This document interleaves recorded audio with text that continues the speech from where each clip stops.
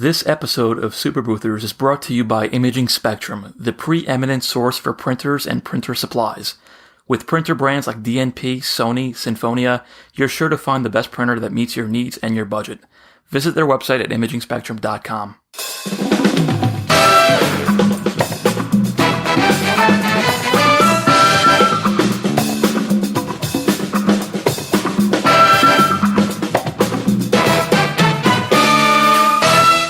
Hello and welcome to Super Boothers. My name is Ryan. And I'm Ismail. We had a very long discussion today at lunch. And one of the things was receipts. And I don't mean receipts as in screenshots. That's what I thought you meant, because anytime we say receipts, that's what you mean. Show me the receipts. He pulls up the receipts. No. It's something that I said. You posted one online too recently. Absolutely. That's not cool. I have ammo. That's not cool. It's perfect. I'll send it. I'll take a screenshot and I'll send it to Mev, and she'll be like, "He did what?" No, I'm kidding. No. So I'm talking about receipts, as in your receipts for your business. So someone purchases something from you, and you send them a receipt. What is the big problem here? I know supermarkets print coupons on the back. They do. And that's an advertising opportunity. Exactly. I said that because I think it's going to tie into where you're going. You see that? Yeah, we're on the absolutely. same wavelength. Yeah. So if you come to our Super Boothers event, there's a coupon for you to spend more money and for you to advertise with us. No, I'm kidding. No. So what I'm saying is receipts are the most opened emails. Order confirmations, all that stuff. Your client is going to read that email more than any other email that you will send. And the big purpose of this is, on my particular one, at the moment, there is a big push to follow us on Instagram. So there's a little graphic at the top that says, "Thank you so much. Here's a receipt. This is all the money that you gave me today." And then at the bottom of the receipt, it says, "Please follow us on Instagram," because that's what I really want people to do. In the past, I have done, not free memory book upgrades, but discounted memory book upgrades or whatever the hell you want to post out at the moment. So it can be, I really love doing animated GIFs. It doesn't cost me anything. Hey, let's do an animated GIF for, $30. Add this to your event. You can put upsells into your receipt emails. Yeah, I think it's a lost opportunity. In addition to the receipts, it's also something that's widely done online, like on the checkout completion page. I think the point is, though, what you're getting at is the most viewed and open thing is the page or email that says, "This is what you bought, this is what you paid for, here's what it cost." Everyone looks at that, and that's why you're saying you should use it as an opportunity for advertising, upselling, or as a even like you said, following us. So whatever your call to action is, your main call to action, you have to use that as the main thing. Sure, and no more than two. So, and this is another thing. If you have different other things that you offer or something like that, you can put those things in there. I wouldn't do any more than two call to actions in your email. If you need inspiration, buy something online and see what other people are doing. If you do something from Sephora or The Gap or Banana Republic or whatever, you'll see all the stuff that they have. Granted, those are a little bit more complicated emails, and there are email marketing teams, 50 people deep that go into all this. I just bought tickets to the Disneyland theme park, and I saw when you get to the completion page, they upsell Fast Pass or Express Checkout, Max Pass. So dinner reservations. Exactly. That is stuff that is such a lost opportunity. So, and this is the thing is, figure out, this goes back to knowing your numbers, is what is the most profitable thing for you that is super cheap for you to manufacture. For me, it's memory books. They cost me $14. I sell them for $65. I mean, I can't do any better than that. There's no better margin than that. And for something that I've already created, that is now, I've got down to maximum of about 10 clicks. Yeah, there's a lot of things that tie into that. I like the fact that you said it's a low-cost thing. But the real cool part about that is that it's something that lasts in their home. They have it forever. It's a constant reminder of the event, the fun they had, the service you provided. People come over, they look through the book. So not only do they get that for free, it doesn't cost you much. It's a constant reminder that hopefully brings you more business. This is the thing, is with the receipt, the customer's already yours. You don't have to do any more to acquire that customer. So the big thing here is to get them to spend more money with you.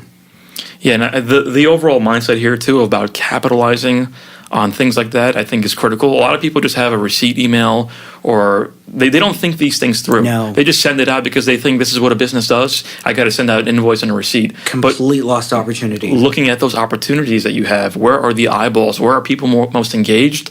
I think is something that you have to keep in mind when you're doing these things. So this is the thing is, I just got to check a date email right now. What do you send in your first email response to your client? Someone comes to you, they say, hey, listen, I have this date, this many hours, this address. What do you send from there? Well, I actually am always of the mindset of experimenting and testing. So what I've learned from my clientele is I look at how they communicate to me. So if someone writes an extremely short email that they just tapped away on their phone, to me that's a sign that I have to go back with a short email too. But I also get clients that... It's called a buying signal. Exactly. But I also get clients that write long emails that are very detailed. This is what I want. Here's my theme. They give you a lot more than you need. And I know with those clients, I cannot just quickly reply with a 2-sentence email. I have to take the time and respond in the way that they communicated to me. So I don't think there's a one-size-fits-all approach. But if I had a system in place generically, I'd probably err on giving more information. Now, that may not be what you do, Nope. but I like to give them the information up front. And it also depends where you do it. In Thumbtack, we talked about this in a previous episode, they now have a new Pro Assist or whatever they call it now, where you pay whenever a client replies. So you actually are incentivized to only have people reply to you that are likely to book. So in those communications, I write a lot.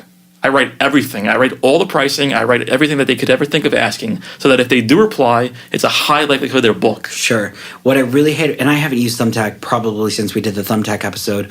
However, I just was using it for another purpose, and there is they have quick buttons, so you can write out everything that you, and It's like a saved quote. yeah, and go into extreme detail about what you're offering, and then they give you these like 3 little buttons, or the customer has it, and it clicks what's included. Well, really, I just told you. Like, I just spent 30 minutes typing out this stuff.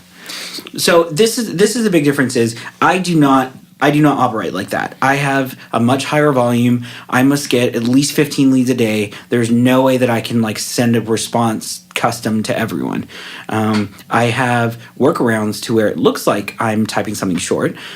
So a lead comes in. I use something called Zendesk, which allows me to do certain actions and runs where all I have to do is just do a one-click auto response. And I have typed that auto response to where it looks like I'm only speaking to them. So I type in, hey, Ismail, comma, and then I hit the action, and then I send it. So I'm doing these things super quick. Generally, what I'll do is I'll get a lead. I'll send in I'll send in a reservation quote from my booking system, and that thing says all of the stuff of what's included. Here's your pricing. Here's your delivery fee. Here's all the upgrades you added on. Here's the deposit link if you want to put in a deposit. And then what I'll do is I have another series of emails that go out from day 2 to day 31 after they have already sent in emails. It's a whole sequence, an autoresponder. Absolutely, and it's you can call it a drip campaign, whatever you want to call it. But that initial email you're saying is short?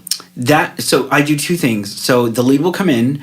I'll send them a short email that says, "Hey Ismail, here I just thank you so much. We're available on your date. I sent you the reservation information that has everything on it. If you have any questions, just let me know." And then that's what the auto reply has. So I just do, "Hey Ismail, comma." But it's like a hybrid where you send a short reply, but it leads I do too. It leads to a very long. Well, I do too. Quote. So I send them the little quick email that says, "Hey, listen, here's, we're available. You're going to get this email that has everything in it." And then I send the email that has everything in it. And it says, "We're there an hour before. We come with props. The attendant is going to, look halfway normal and not going to be homeless and wears a uniform. And, we're going to do, if your green screens include," all that stuff is going to be listed out in that email. And that email is where it says, "If you want to place a deposit, do it here." I have policies in place for me to where if she's booking out 6 months from now, it's going to take a 50% deposit. If she's within 21 days, it's going to take the full amount. Yeah, and one thing I repeat often on the show is that people that listen to us should not take what we say as gospel, because different things work for different people. I think, like we just said, there's also a big debate online about copy and all these sales pages online. What's more effective, long or short? With sales pages, so I don't know if anyone has ever purchased anything from Kendra Scott. Kendra Scott really is like queen of the one-page checkout. I think that if you're going to have someone give you money, you need to take it in the most easiest, simplest form possible. Do not make someone give you money complicated.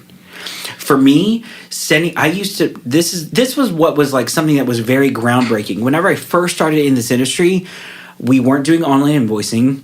No one was doing anything with credit card. It was all done by check. I hate checks.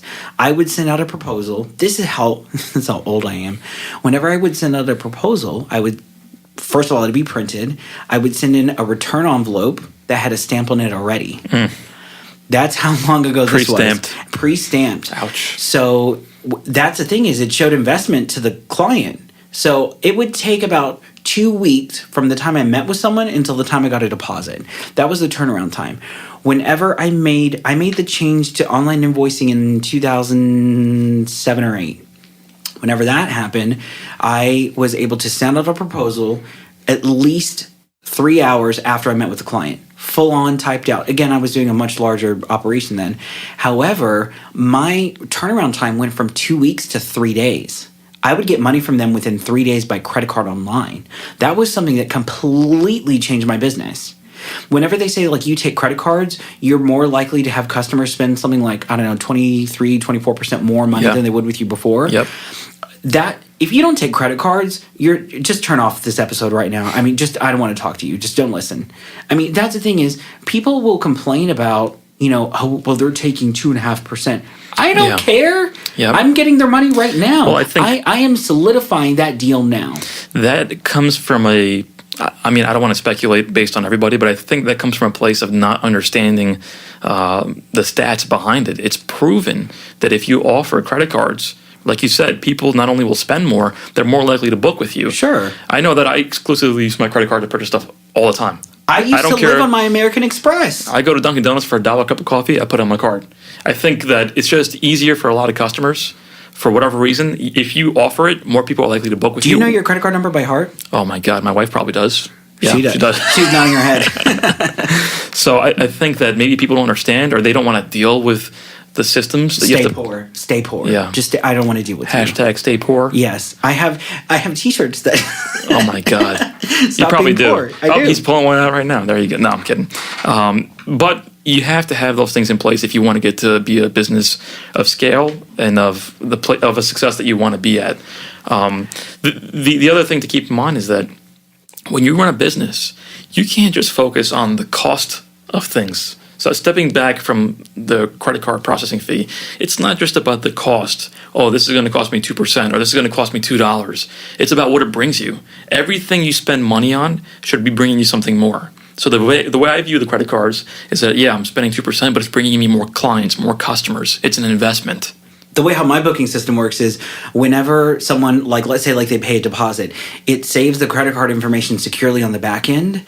I was on the phone with it. No. I was texting a client, and she says, hey, we went up in numbers. Hey, we want to do more hours. Hey, can we do this? Hey, can we do that? She added on $1,800 of add-ons. Oh, wait, and the great thing about that is you didn't have to keep asking her for her payment. No, that's the thing is I said, would you like me to place it with a card on file? Yes. Yep. That screenshot, that receipt is the only thing that you need as authorization. I was able to charge her card so much more easily than her having to send a check, her getting a check cut, her going. It just cuts out all the stuff. Like, you don't have to worry about it. I mean, I got money now, and it was so much easier for both of us.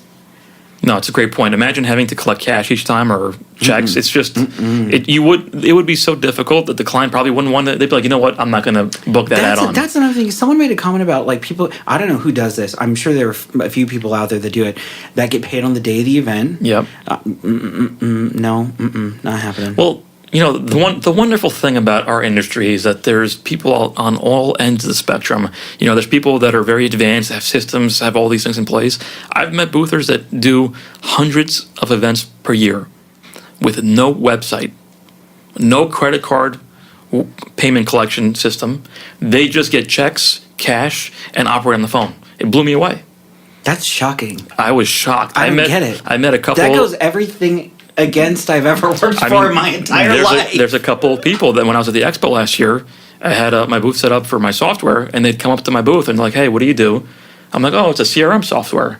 What? They're What's like, "What's that?" that?" And I'm like, "Oh, it's a, No. I don't need that. I don't need that. I'm like, "For your website." They're like, "I don't have a website." I was like, "Wait. I need to hear more about Stop. this." Hold the phone. Who And are you? They just hustle the phones. They just make connections with the venues, and they have their whole business just operating from that. It blew me away. That's just shocking to me. So there's people at all different levels, at all different places. It just shows you that there's a place for everybody in this industry. This is the thing is someone was like, well, what if someone spends a lot of money with you to where like I have a couple of, first of all, anything over 10 grand, I'm not taking a credit card for. Like I'll either do I'll do a wire transfer or I'll take a check then. But it has to be over that amount because I'm not going to mess with chasing down little $300 payments. I'm just not going to do it. Yeah. So there's parameters you can set in place to where it makes sense for you. Obviously, when you do a lot of those higher costs, it may not make as much sense.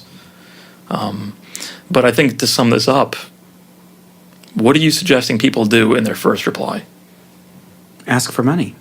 Right away? Sure. I have booked more things from just cutting to the chase. Just saying, cut to the chase. What you doing? Do we want to do this or not? Like that's the thing is people don't do that. No. You're gonna lose customers.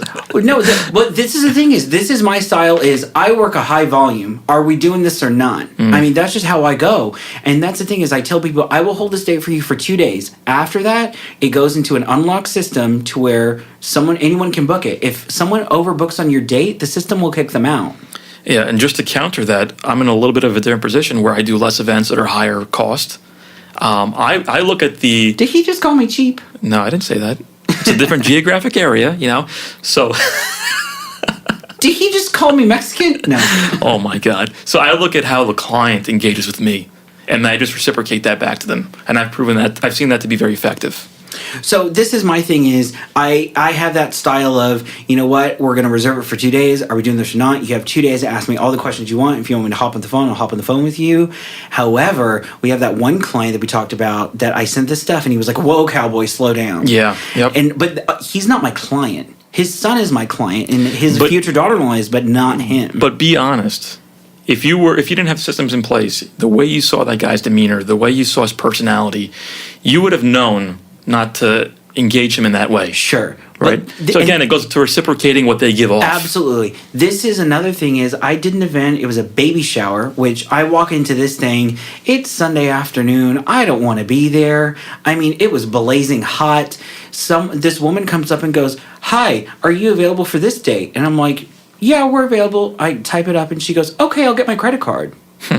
And she went and run to go get her credit card and came back and goes, "Here."